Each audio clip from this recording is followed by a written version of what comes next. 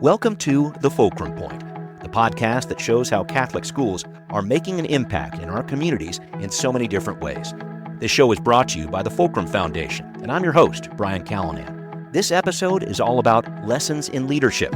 We're going to talk about the work Fulcrum is doing to recruit and retain teachers and build up new leaders, principals, and school administrators.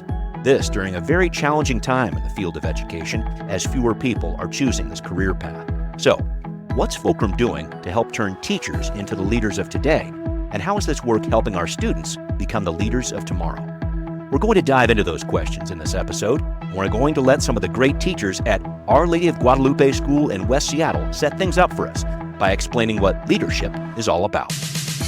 My name is JC Santos, and I teach middle school humanities at Our Lady of Guadalupe School. At the heart of OLG School is its community, so I believe that being an educational leader involves getting my students engaged in the community, having them do God's work through service or just through interaction with people around them, and trying to make their community a better and stronger place that is inclusive of everyone.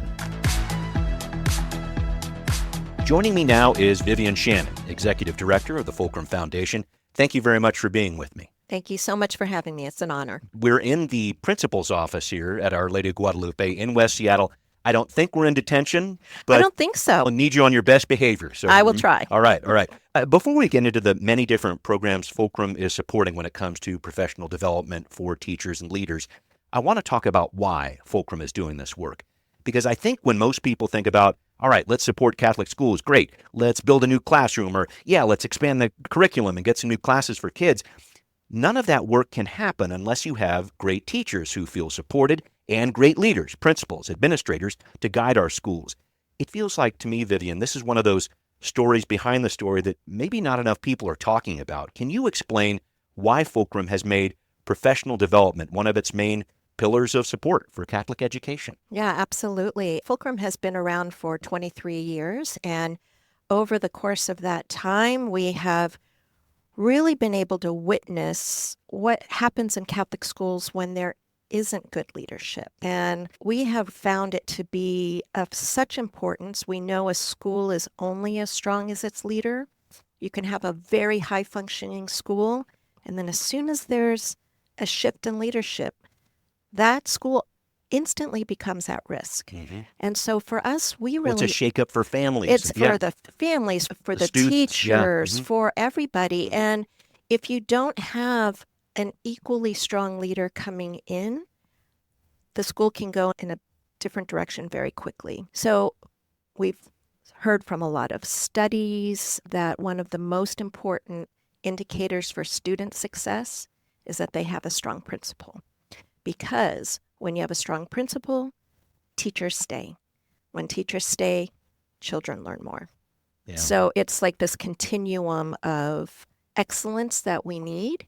And so Fulcrum, about 2 years ago in our new strategic plan, we created a pillar called Investing in Building Leadership Capacity at Schools. Can you explain what that is? Yeah, it's how schools have amazing teachers, they've got amazing families, but for a teacher, we'll say, Brian, wow, you're an amazing third grade teacher.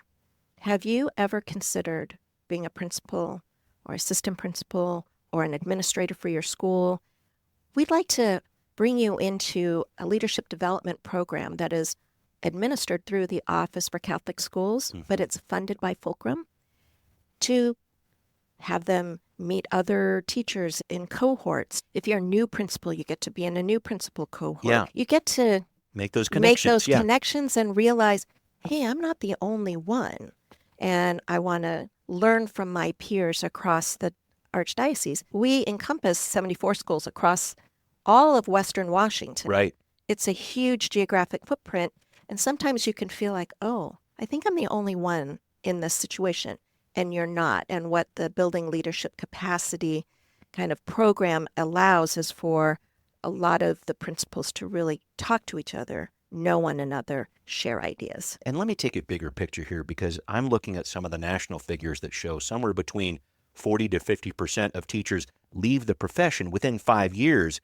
It just makes me think that this whole idea of professional development isn't just some sort of nice thing to have. I think it's a critical tool when you talk about trying to recruit and retain top talent in a very competitive job market here in the Northwest. Can you touch on that? This idea of having stability is very important, and I think it's a big business decision too.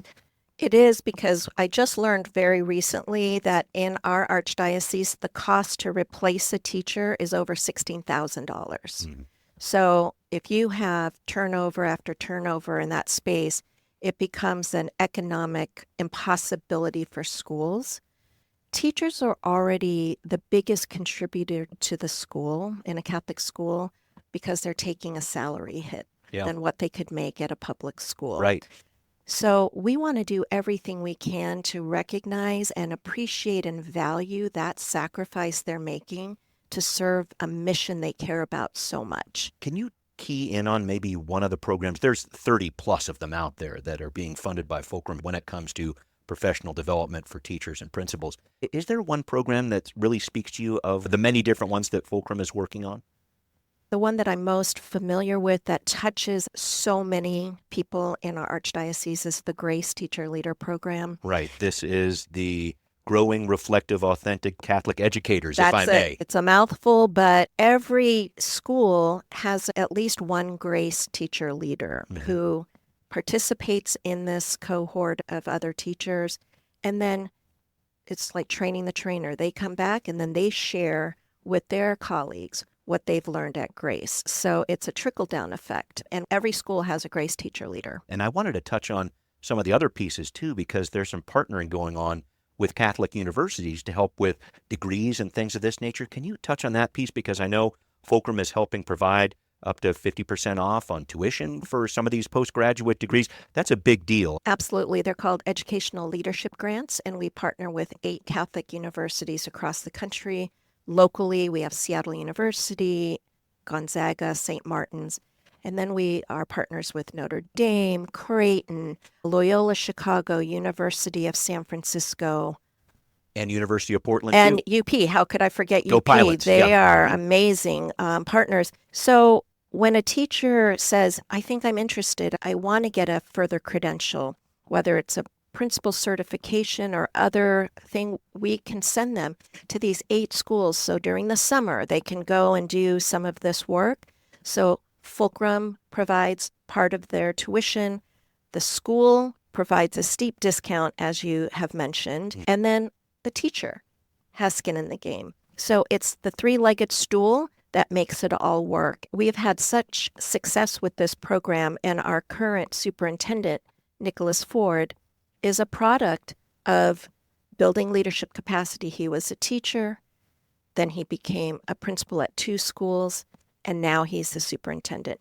And it's trying to grow our bench of leaders locally. So we don't have, when we have a vacancy in a principal role, we don't have to post out in the whole nation to find qualified leaders. We want to grow those locally. And that's why we invest in building leadership capacity. That's huge. And I wanted to talk about just the larger impact of this, if I could, Vivian. How does this investment in professional development ripple outward? I want to talk about how this impacts not just schools, but students, families, the larger community. What are you seeing? What are you keeping an eye on? Well, our world is a really challenging place right now, and we care at Fulcrum about making the world a better place through funding for Catholic education. And when we invest in a student, in a school, or in a leader, we know those students are graduating from our schools, whether they stay a year or 12 years, and they're going out with really strong Catholic values, and then they are contributing to their own communities in the way that is best for them, the best for their own communities. Not everybody has to go to college. What is the secret sauce for them, and how do they contribute everything they've learned and taken away from their Catholic education to make their little piece of the world a better place? This is something you're really passionate about. I can feel it, Vivian, super passionate. in hearing you talk about this. Where do you see this program going down the line? It's grown a lot over the past several years. 10 years ago, there's maybe 2 programs in professional development. Now there's more than 30.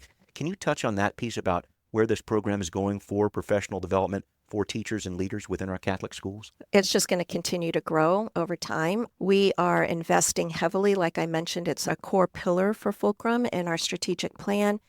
we've increased our investment in this program quite substantially over the last 5 years, and the future look is just to continue to grow.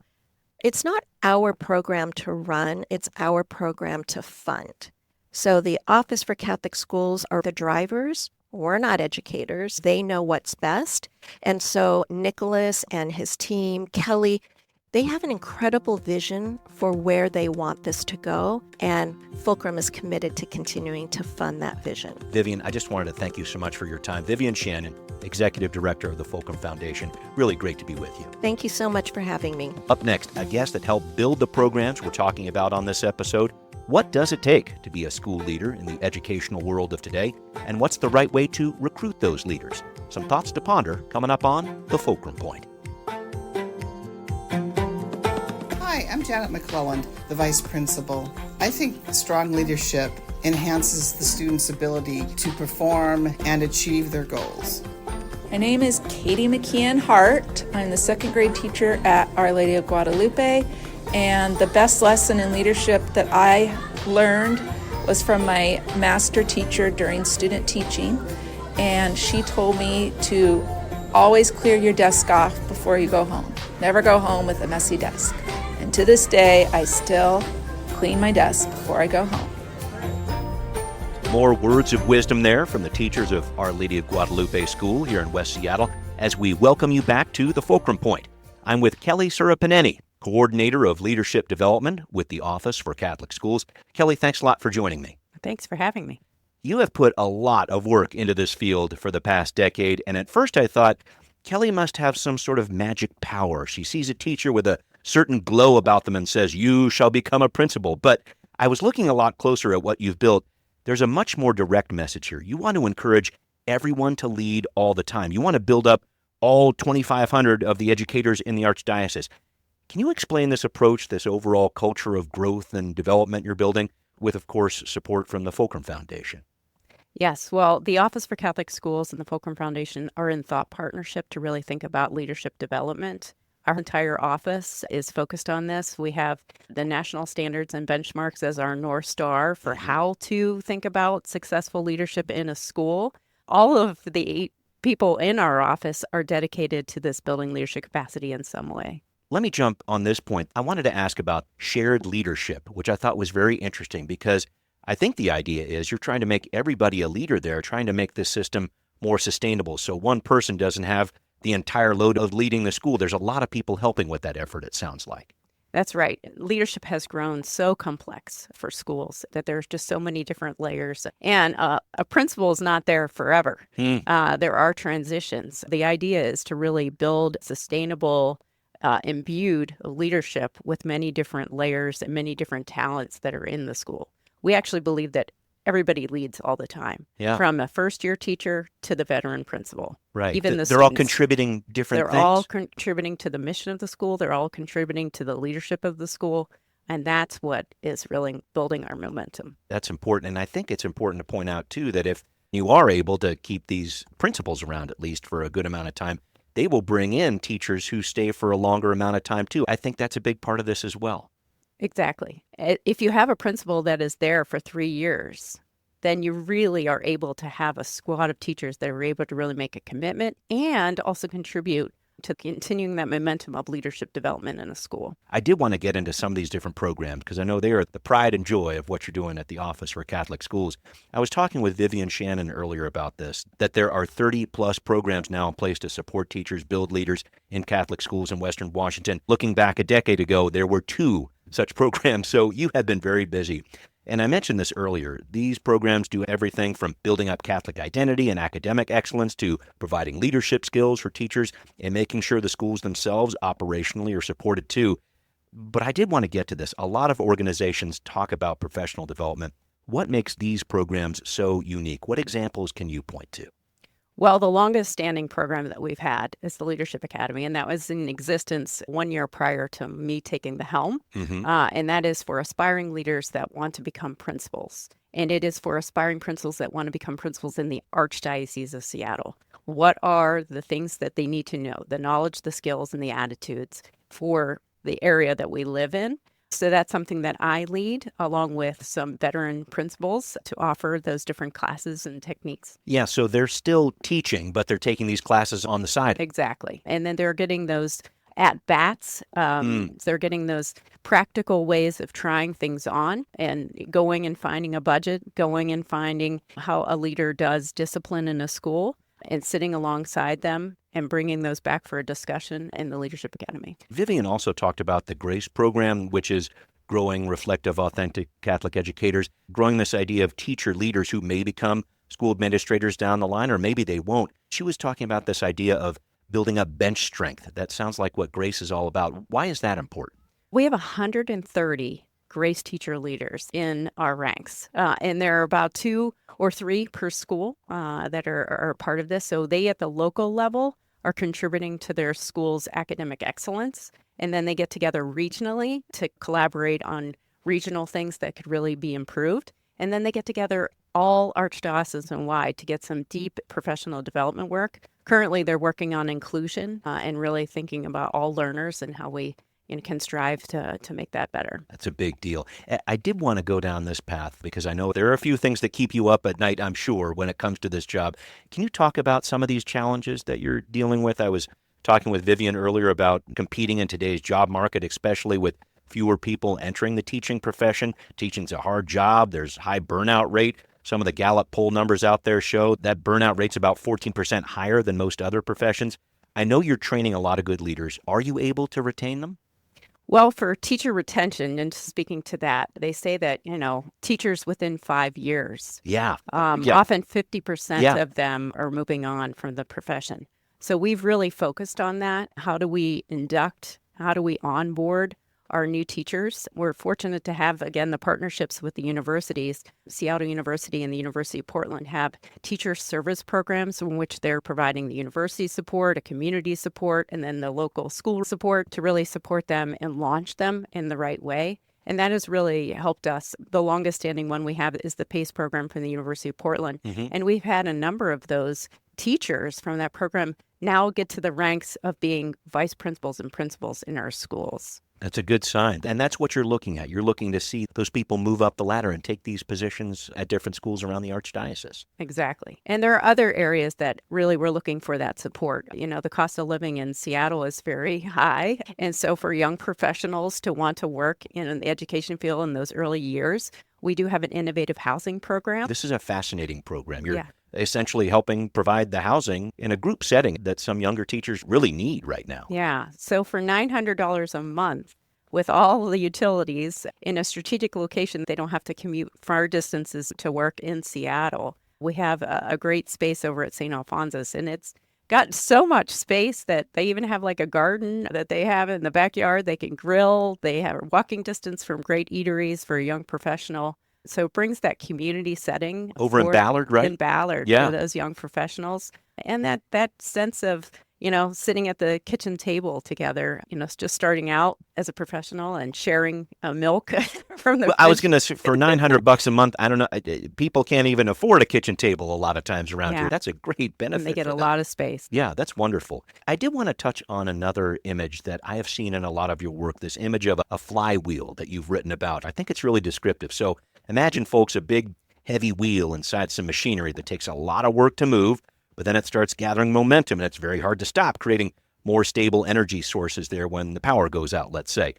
Kelly, I know it takes a lot of pushing to move that wheel and move the momentum, but are you gathering momentum? Can you talk about the results you're seeing from your work right now that show you're moving in the right direction? Yes. Well, on the actual image of the flywheel, there are 4 components, and that's the 4 areas of leadership development from the national standards and benchmarks for effective Catholic schools. Yep. So that's, academic excellence, governance and leadership, operational vitality, and mission and Catholic identity. That's the NESBEC, if you're That keeping is the score at home. NESBEC, I love exactly. So being focused on those 4 areas and having everybody in our office really cranking at figuring out how do we have that at each one of the local schools for 74 schools. We have been really cranking hard on that. And then looking at diversifying all the different types of leaders from all of those 4 domains in our archdiocese, so that as the needs come forward, we're able to have both leaders, individuals, as well as an imbued school with leadership. And COVID did just give us a little bit of a hiccup, of a new educational landscape, let's just say.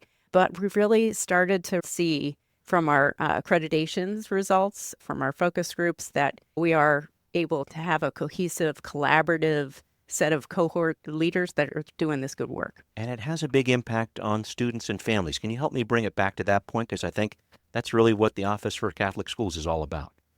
Well, if you're really able to have an imbued leadership, of which the principal is very well supported, and you're able to move that principal from even the 50th percentile to the 84th percentile, that really translates to 2 months of learning for an elementary age student. Wow, that's amazing. And they're really seeing that difference. When you have a good principal that leads, when you have good teachers that are supporting them, it sounds like it's really building up students and families. Yeah. And going back to that GRACE program with the teacher leadership, they're able to continue have that flywheel within the school while the principal is, attending to the management and many other components of the work. They're having a seat at the table with the administration to figure out where you may need to make those necessary adjustments for that student learning to really be a focus. Everybody's moving that wheel. Thank you so much. That's Kelly Surapaneni, Coordinator of Leadership Development with the Office for Catholic Schools. Kelly, thank you so much for joining me. Thank you. When we return, we'll be talking with a principal who has benefited from a number of these programs we've been discussing. How did professional development change her career path, as well as her school and her community? That's coming up next on The Fulcrum Point. Hi, my name is Rita Gaiswood. I'm the Learning Support Specialist and Grace Leader here at Our Lady of Guadalupe School. In my 25 plus years in Catholic education, I have discovered that great leaders lead by example, and they inspire others to share their gifts with the world. In a school community, leaders can be found in all different places, from the religious to the parishioner, to the school staff, to the parents, and most importantly, students. And we are back here on the Fulcrum Point. Again, many thanks to the great teachers we have been hearing from at Our Lady of Guadalupe School in West Seattle as we discuss lessons in leadership. So let's talk to a leader who has directly benefited from the professional development we've been talking about on this podcast, the principal of Our Lady of Guadalupe, Lauren Hobbs. And full disclosure here, my daughters, Emma and Charlotte, went to Our Lady of Guadalupe. Both had Miss Hobbs as a teacher. Both turned out to be pretty awesome kids. So, Lauren, I got to say hello and thank you above all. Hi, Brian. Thank you so much. Your kids and your family are wonderful and a huge part of the Guadalupe community. I appreciate you saying that so much. It's great to see you too, Lauren. I wanted to talk about this. You're a product of many of the Fulcrum-funded leadership programs I've been focused on with this episode. How important was that support when you were on the road from being a teacher to becoming a principal? Can you talk about that journey and where Fulcrum helped along the way? Absolutely. I'm a firm believer that leadership really should be transformational, not just transactional. And for me, Fulcrum has been able to make me a transformational leader through the support that they've given me through programs that they offer. The Building Leadership Capacity program, I was in one of its very first iterations about 10 years ago, something along the lines of that. Yeah. And really learned what it took to be a leader from Kelly and from other people at the Office of Catholic Schools, and led different programs for the Archdiocese and had an opportunity to grow. But in our community, Fulcrum has been a huge support in terms of the support they give for students and the opportunities to fund educational programs for teachers and staff, and myself included there. So as a principal moving into this role, I knew that I wanted to grow as a leader and I wanted to partake in a leadership program. And I wasn't really sure what that avenue was. Was that hard to make that jump from being a teacher to becoming a principal? Can you talk about that? Yeah, that's a great question. I knew that I was ready for a change, and I really wasn't sure what that was. And with a lot of support from the Archdiocese and from my current mentor and the former principal here and former superintendent, Kristen Dixon, I was really just strongly encouraged and supported in taking the jump. But I firmly believed that I was meant to be here at Guadalupe, and I really wanted to stay. And so despite the fact that there were other opportunities that presented themselves, I knew that I wanted to be here. And it was a leap of faith in many ways because I hadn't done a principal certification program yet. And I also knew that there was a risk in terms of staying in my own community, that it's become a family over the last 12 years, and what that might look like from going from friend and colleague to boss. But I put my faith in God and had a lot of conversations with many different people from OCS and here in our school community and in my own personal life as well. And really felt that if it was right, it would happen and that it was worth the risk. And there's been changes and challenges, but it's really been such a gift. And to already be here in the community where there was trust established and I wasn't some new random person, I think it really helped support our community and help us to continue the growth that we've had. And I thank Fulcrum for that in so many ways, because the leadership program I began last summer, REMIC at Notre Dame, Yeah. is possible because of Fulcrum. Can you talk about that program you're doing through Notre Dame? What is it? What's it all about? How's it helping you? Yeah, it's called the Marianne Remick Leadership Program, and it's a 25-month program that helps us to build capacity as leaders in our spirituality and our community building, professionalism, and all the major pillars that help us to be the best well-rounded leaders we can possibly be. Right now, we're taking a finance class, and we're taking an internship and practice class, which is really helpful since I'm already in that role. It's not just, it's a lived experience I for see. me. I'm able to bring it all back and use best practices and things that are really current with my staff to help them grow as leaders within their own classrooms and in our school community. I think that if you do leadership right in your community, you eventually have people that choose to move on and move into other leadership roles themselves. While I love having teachers who have been here forever and are such gifts, every single one of our teachers continues to strive to grow and be the best version of themselves. And that's just really special. So doing the REMIC program has allowed me to not only network and build relationships and community with people around the globe, but it's also been able to provide me with resources and best practices to support my own staff, which in turn impacts the kids. And that impacts your job too. I've been talking about that in a few ways in this podcast. This idea of building up leadership capacity means not only you're getting some great training, but you're also training some of the other teachers around you so they can take on some of these leadership roles. Because I know this just from being on the school commission and a few other things here. This job is very difficult. And if you have the ability to at least parse out some of the duties to some of the other people you're working with, that's huge. And giving them that responsibility, I think, is an important piece of this whole leadership capacity question too. Absolutely. So, this job, like you said, is difficult, but it's also so rewarding. And it is such a gift and such a privilege to be in this position. And it's something that humbles me every single day. I am a firm believer that no person is an island, and that especially applies to leadership. If I'm trying to do everything on my own, then I'm not really going to help my community to grow.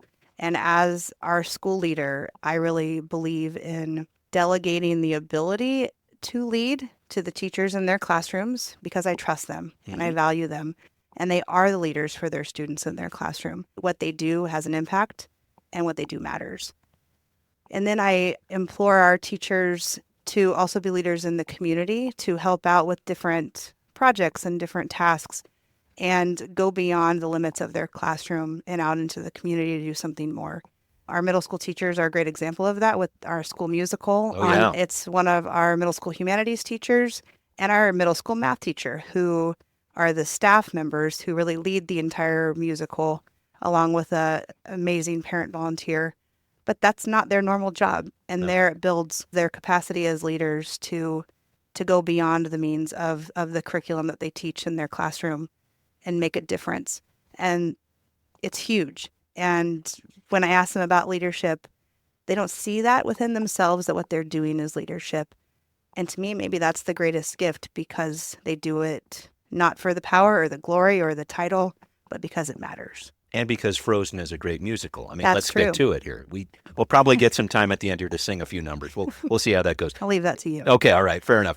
I just think going back to this whole idea of how you started as a teacher, became a principal here at Our Lady of Guadalupe, can you touch on this, just what that meant to the school community here when you were able to take on this job? Has it helped with retaining students, keeping families here? What can you say about that? That's a really good question, Brian. Talking to families, I think there was slight apprehension from some people in terms of, hey, you've already been here. What's making you make the jump now? And are you going to stay? For some students, the frustration was, well, we're not going to have you as a teacher. Right. I think that for our families, what they have learned is that I'm a person who they can trust and be transparent with them as much as possible and be honest with them and support them to the best of my ability. When I got here, there were a lot of hard decisions and things that I had to do and changes I had to make for the betterment of the school community. This is an amazing place, and it's a reason why I wanted to stay here and not go anywhere, because I truly believe in the mission of our school and the mission of Catholic Ed. And I knew that I was called to be here for a reason 12 years ago, and that still rings true every single day. I think families overall, in the first 6 months, they were still unsure. Just testing out the waters. Right? Yeah. And though it was never said to my face, you could tell that they were unsure. Mm-hmm.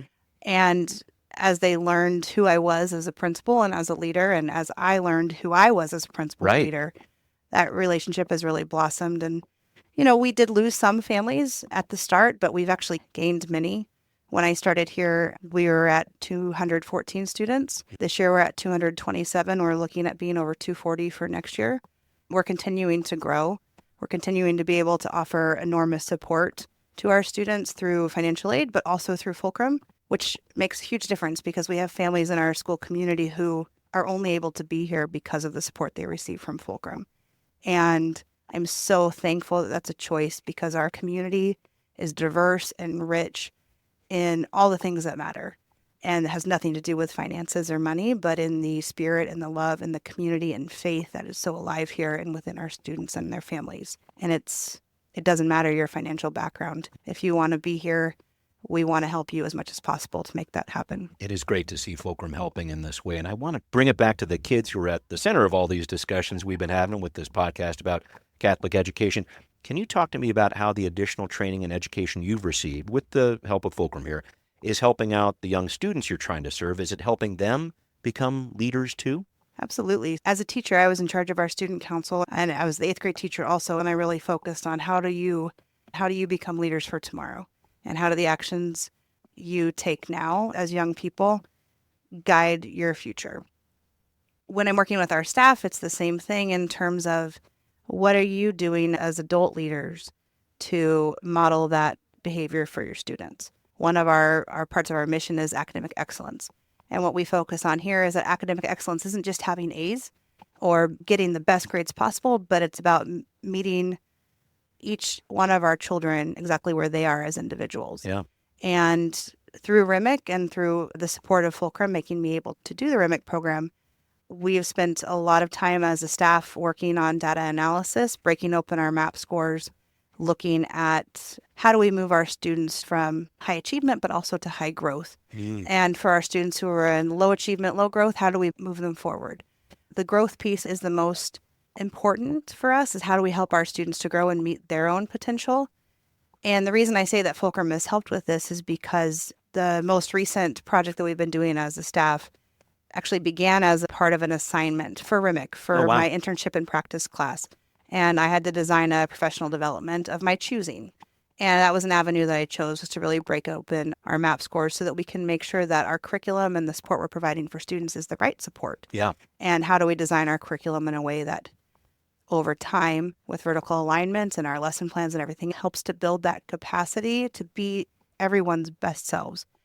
Through a roundabout way, Fulcrum has helped bring that into our school and into our classrooms. And strangely enough, the big posters that we made as a staff happened to be on the wall in my office when I was meeting with some prospective families who were asking about, how do we look at data? And I said, it's actually right here behind you. Yeah. And we spent 10 minutes talking about it. And it was, going back to that, what I said at the beginning, it was an opportunity for education not only to be transparent, but transformational for a prospective family to see that we dive deeper to help all students achieve academic excellence and meet them where they are. And that goes back to our mission and the philosophy of our school community that all are welcome here. That's Lauren Hobbs, principal of Our Lady of Guadalupe School in West Seattle. It is great to be here in your office at Our Lady of Guadalupe. We can even hear the kids playing outside. It's been great to be with you. Thank you so much for joining me, Laura. Thank you, Brian. Thanks to everybody listening to The Fulcrum Point, the podcast that's taking a close look at the impact of Catholic schools across Western Washington. If you like what you're hearing, share it with a friend. We're on Apple, Spotify, wherever you get your podcasts. This show is brought to you by the Fulcrum Foundation. You can learn more about their work at fulcrumfoundation.org. I'm Brian Callanan. It's been my pleasure to listen with you and learn. See you next time.